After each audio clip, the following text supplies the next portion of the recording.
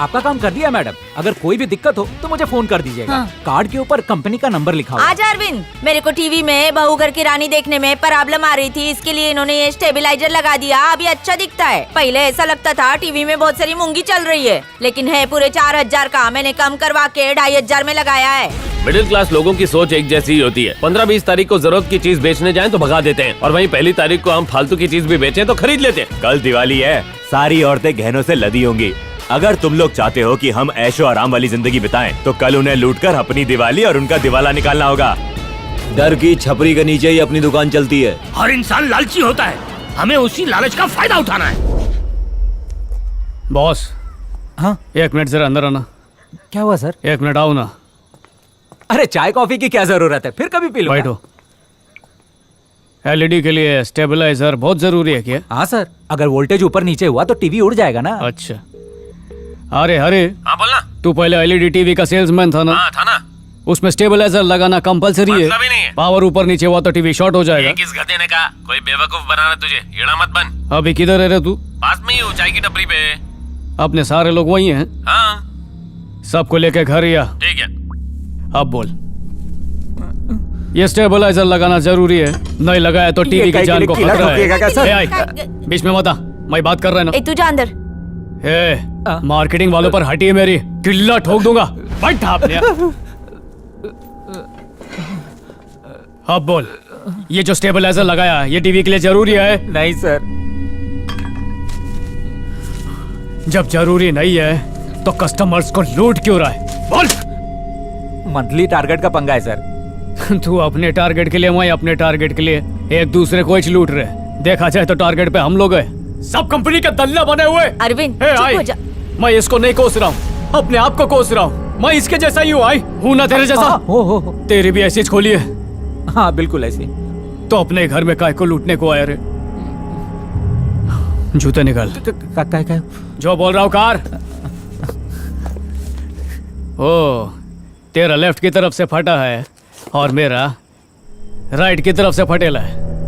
नया सॉक्स काय को नहीं खरीदा? इस महीने ज्यादा खर्चा हो गया इसीलिए नहीं खरीद पाया। इसलिए सॉक्स नहीं खरीद पाया? हाँ। तो कुछ तो खरीदा होगा। टीवी खरीदा ना सर, और EMI पे फ्रिज और मोबाइल। फालतू चीज बेचने के लिए 1000 सेल्समैन है, और जरूरी चीज बेचने के लिए एक भी नहीं। एक आए रे? सर एनर्जी ड्रिंक है, अभी मार्केट से लिया है। पानी गले से नहीं उतरता। क्या बात कर रहे हैं, इसमें 8 विटामिन है। 12 केमिकल भी है। तू तो सिर्फ खटमल है, मैं तो जानलेवा मच्छर हूँ। ये जहर है और इसे मैं फैला रहा हूँ। क्या हो रहे? इस शाणे से मिलाने के लिए टीवी के लिए स्टेबलाइजर चिटका रहा था। अब क्या रे, जात भाई कोई चूना लगा रहा है? सेल्समैन होके सेल्समैन के घर चोरी करता है? स्टेबलाइजर बेचने के लिए यही मिला था। क्यों नहीं बेचेगा? क्यों नहीं बेचेगा? तू क्या करता है? हर महीने कंपनी बदलता है, घटिया से घटिया प्रोडक्ट को भी नंबर 1 बोलता है। कस्टमर खुश रहे या दुखी, बस उसको चिटका दो। और इसको देखो, मोबाइल से महंगा उसका चोरी का इंश्योरेंस बेचता है, बड़े बड़े वादे करता है और बोलकर हंसता है कि चोरी होने पर सब लोग थोड़ी कंप्लेन करते हैं, और किए भी तो खाली 5% करेंगे, मतलब बाकी का सारा प्रॉफिट ही प्रॉफिट है। और मैं इसकी शान पट्टी पर खुश हो रहा था। हमारे जैसे लाखों लोग हैं जो बिना जानकारी के कोई भी प्रोडक्ट बेचने के लिए निकल जाते हैं और जरूरत पड़ने पर लोगों पे थोपते भी है, पर हमें यह एहसास नहीं है कि हम खुद को धोखा दे रहे हैं। मैं मेहनत से 10 रुपए कमाता हूं तो कोई मुझे 20 रुपए की फालतू चीज चिपका देता है। हे भगा, ये वाटर प्यूरिफायर इसने मेरे को बेचा था, बोला इसमें कोई प्रॉब्लम नहीं आएगा। हर हफ्ते प्रॉब्लम आता है, ठीक कराने के लिए फिर खर्चा। ये टेबल देखो, गरीब आदमी के सपने जगाए, बोला बड़े लोग डाइनिंग टेबल पर बैठकर खाते हैं, तो खरीद लिया मैंने। अमीर लोगों की नकल करने के चक्कर में रास्ते पर आ जाएंगे एक दिन। मेरे को समझ नहीं आता था कि अच्छा कमाने के बाद भी पैसा कम काय को पड़ता है। फिर मेरे को डाउट आया, कोई तो है जो जबरदस्त चेंडी लगा रहा है। कैसे सुख मिलेगा जब कर्म ही अच्छे नहीं है कोई ऐसा डायरिंग बाज जो खाली सच बोलकर प्रोडक्ट बेचता है कोई जियाला? हम लोग टारगेट नहीं, बद्दुआएं अचीव कर रहे हैं। यहाँ पे बनाने वाले से बेचने वाले ज्यादा है। बेचने वाले कचरा भी बेचने को तैयार है, तो बनाने वाला बिंदास जहर भी बना रहा है। अरे माफ करो रे बाबा मेरे को इस झंझट से, नहीं मांगता मेरे को ऐसा पैसा। तुम लोगों का तो पता नहीं, पर मेरी आंखें खुल गई है। आई, वो घसीटने वाला डेबिट कार्ड दिया था ना, वो वापस कर। काइकू बोला ना वापस कर।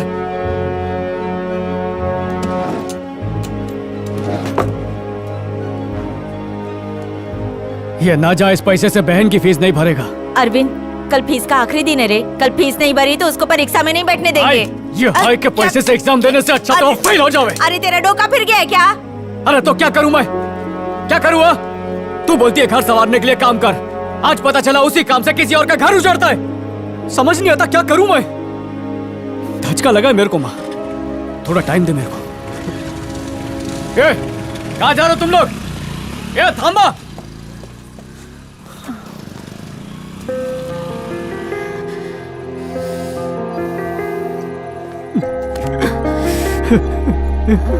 अरविंद क्या हुआ? क्या हुआ बताओ ना कुछ। सब खत्म हो गया रे। पाकिया को सुधारने की जिम्मेदारी ली थी और उसके मौत का जिम्मेदार बन गया। और जिस काशी को मारना चाहता था उसको मौत के मुंह से बचा के ले आया। दोस्त को मरवा डाला और दुश्मन को बचा डाला। अपनी ही नजरों में घिर गया हूं। अरविंद, तुम्हें ऐसा क्यों लगता है?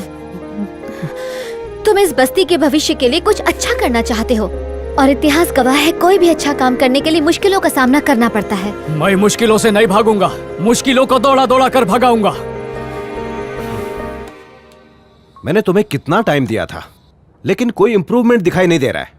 मेरा प्लान न्यू फेडोरा को नंबर 1 बनाने का बिल्कुल भी नहीं है, बल्कि सैफरॉन से टाई अप करने का प्लान है। ये क्या कह रहे हो तुम? टाई अप करने का प्लान है? How is it possible? मेरा बेटा इसे पॉसिबल बनाएगा।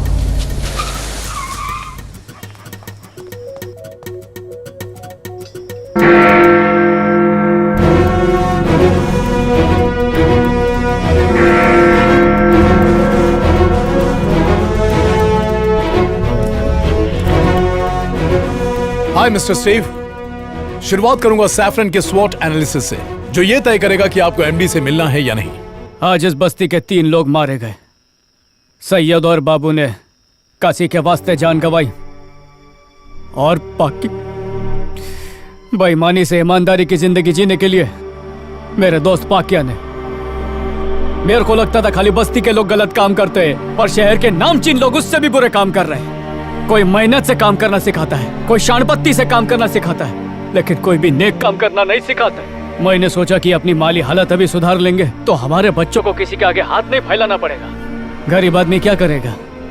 उसके लिए तो 2 वक्त की रोटी और दिवाली का बोनस ही जिंदगी है।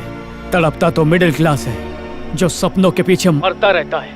एक मिडिल क्लास वर्कर बन के कुछ दिनों के लिए मैं उनके बीच खुद रहा ताकि उनकी मेंटालिटी को मैं समझ पाऊं। अगर डिस्काउंट मिले तो वो जहर भी पी लेंगे। हम में ये परख होनी चाहिए कि कौन सा बिजनेसमैन हमसे अपना उल्लू सीधा करवा रहा है। मेरे पिता भले ही एमडी थे, लेकिन मैंने कभी उनका सहारा नहीं लिया। मैंने अपनी पहचान अपनी मेहनत से खुद बनाई है। तब जाकर सिर्फ सैफरॉन कंपनी को ही नहीं बल्कि पूरे फूड इंडस्ट्री को अच्छी तरह से समझ पाया। गरीब गलती करता है तो उसे खुद भुगतता है, पर जब अमीर गलती करता है तो पूरे समाज को भुगतना पड़ता है। अगर मेरा प्लान कामयाब रहा तो हम रोजाना उनके पर्स से 100 रुपया निकलवाएंगे। अनजाने में हो या जानबूझकर, जो चीज हजारों लोगों को नुकसान पहुंचाती है वो गलत दीजिए। कुछ देश की ताकत है बुद्धिमान लोग और कुछ की कमजोरी है बेवकूफ लोग। हमारे देश में ये लोग बड़ी तादाद में पाए जाते हैं। मैं बोला था मेहनत करेंगे तो आगे बढ़ेंगे। सही बोला था, हम मेहनत करेंगे और कोई और आगे बढ़ेगा। आप विदेशी होकर हिंदुस्तानियों को इतना जानते हैं, फिर मैं तो यही कहूँ आपसे ज्यादा जानूंगा ना। गरीबी से निकलने के चक्कर में टारगेट और डेडलाइन के भंवर में फंसा दिया है। बचत और खर्चे का सिलसिला खत्म ही नहीं होता। मेरी भी यही मजबूरी है, मैं भी गरीब है पर मैं इस सिलसिले को तोड़ के रहेगा। आज से माझा टारगेट है इन लोगों को एहसास दिलाना कि विकास के नाम पे ये जिंदगियां उजाड़ रहे हैं। आज 1 अप्रैल है, मतलब अप्रैल फूल का दिन, और कोई मेरे को बोला था मैं दुनिया का सबसे बड़ा बेवकूफ है। मैं मानता है, पर 1 मई को मजदूर दिवस है और मैं साबित कर देगा कि मैं दुनिया का सबसे अच्छा मजदूर है। अगली बार जब मिलेंगे तो आपको ऐसा ऑफर दूंगा जिसे आप इनकार नहीं कर पाएंगे। कोई मेरा साथ दे या ना दे, मैंने कफन बांध लिया है।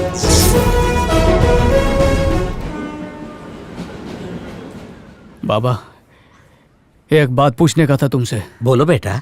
जिंदगी उथल पुथल हो गई है, ठहराव लाने के लिए थोड़ा टाइम मांगता है। वापस पैरों पे खड़े होने के लिए मेरे को आपकी मदद चाहिए, इसलिए काय पाहिजे? महीने भर के लिए घर का खर्चा संभाल ले बाबा। 1 महीने के लिए मेरे को पाल ले। अरे बस इतनी सी बात, मैं सब संभाल लूंगा। कस्तूरी मैडम, कौन है? आपसे बात करनी है। मैं पकिया का दोस्त अरविंद है। मुझे नहीं मिलना, जाओ। मैडम, मेरे दोस्त की मौत का और आपका कोई भारी कनेक्शन है। उसको जाने बिना जाऊंगा नहीं यहाँ से। आप दरवाजा खोलती है कि तोड़ डालूं मैं इसे। आपकी कंपनी के प्रोडक्ट्स मेरे बेटे को अच्छे लगते हैं। होम डिलीवरी हो सकती है? एड्रेस बोलिए, हो जाएगा मैडम। पाटलिपुत्र, गोरेगांव। सिद्धू, अंदर जाके खेलो ना, कितना तंग करते हो। आ गए आप? बहुत पंक्चुअल है। हेलो पक्या, कैसे हो पक्या? मैडम,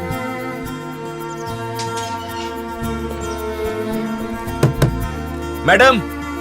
हाँ पक्या, हाँ मैडम। मैं जरा बिजी हूँ, सामान दरवाजे पर छोड़ना, मैं उठा लूंगी। और गमले के नीचे पैसे हैं।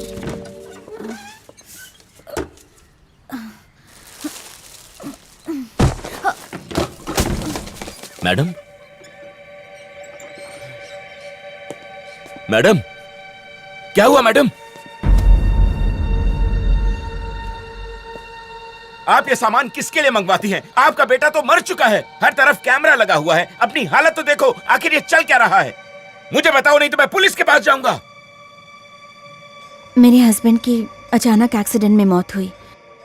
मेरे पास मेरे जीने की एक ही वजह थी, और वो था मेरा बेटा सिद्धू।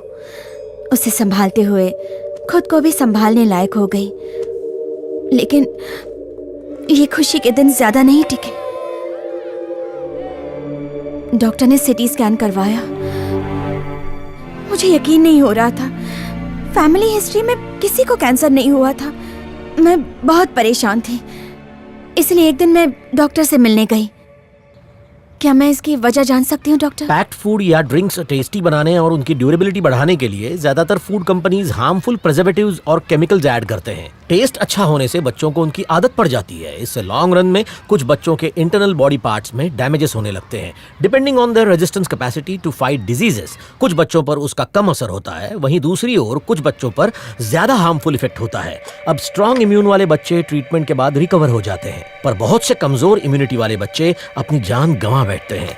बच्चा कितनी क्वांटिटी में उन प्रोडक्ट्स को कंज्यूम करता है, उससे भी बहुत फर्क पड़ता है। ज्यादा प्रॉफिट के लिए फूड कंपनी सस्ते और घटिया इंग्रेडिएंट्स डालते हैं, जैसे आटे की जगह मैदा, आर्टिफिशियल कलर्स, हार्मफुल केमिकल्स जैसे sodium nitrate, high fructose corn syrup, घटिया क्वालिटी का ऑयल एटसेट्रा।